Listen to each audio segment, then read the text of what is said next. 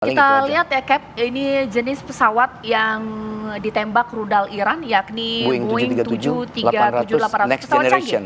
Saya bawa itu juga. Next Generation dengan jumlah 9 kru pesawat, 167 penumpang, 82 warga Iran, 63 warga Kanada, 11 warga Ukraina, 10 warga Swedia, 7 warga Afghanistan, 3 warga Inggris, pemirsa.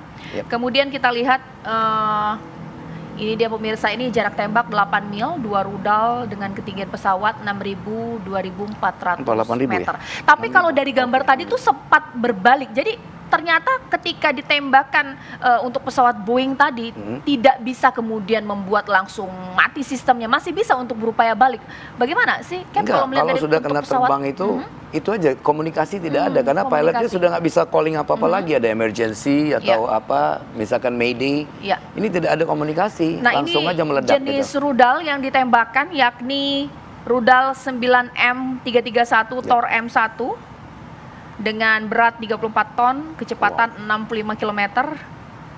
Dan juga ada spek rudal 9M331 dengan berat 167 kilo dan kecepatan luncur 850 meter per detik.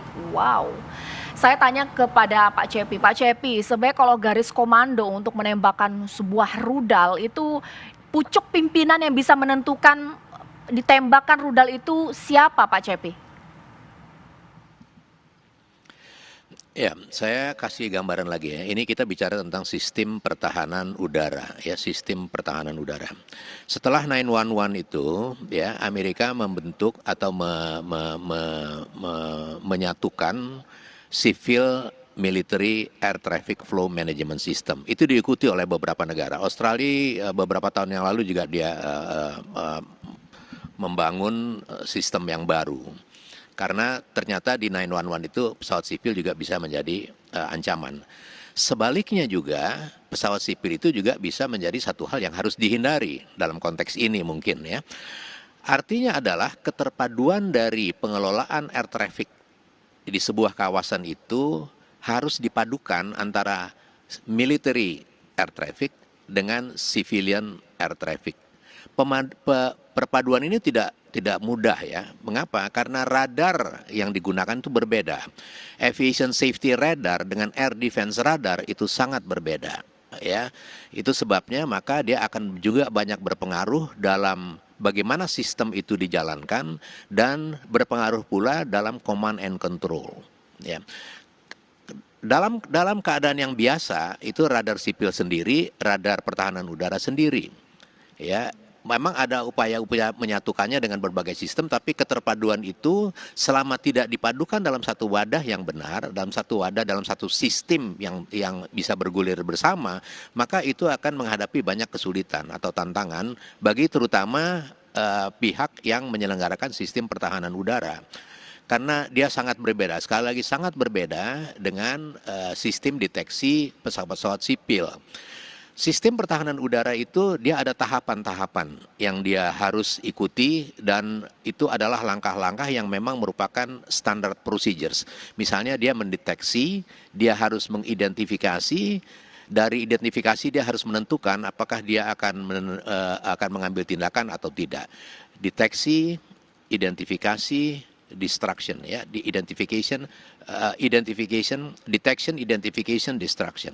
Langkah-langkah ini merupakan satu sistem baku dari sistem pertahanan udara nasional. Tetapi dia berada di dalam sistem yang lebih besar lagi, sistem pertahanan keamanan negara.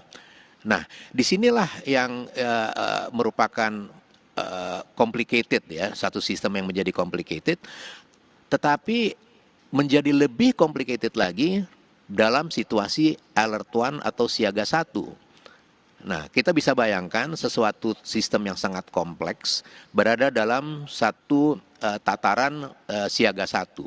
Jadi itu memang menjadi tidak mudah. Sehingga banyak sekali kesalahan-kesalahan, kemungkinan terjadi kesalahan yang bisa dikerjakan oleh mereka-mereka yang di lapangan. Sekali lagi saya sampaikan di sini bahwa salah satu pemecahannya adalah memadukan bagaimana kita mendeteksi pesawat-pesawat sipil dan pesawat-pesawat yang merupakan ancaman sekaligus dalam satu sistem. Belum kita bicara tentang personil ya.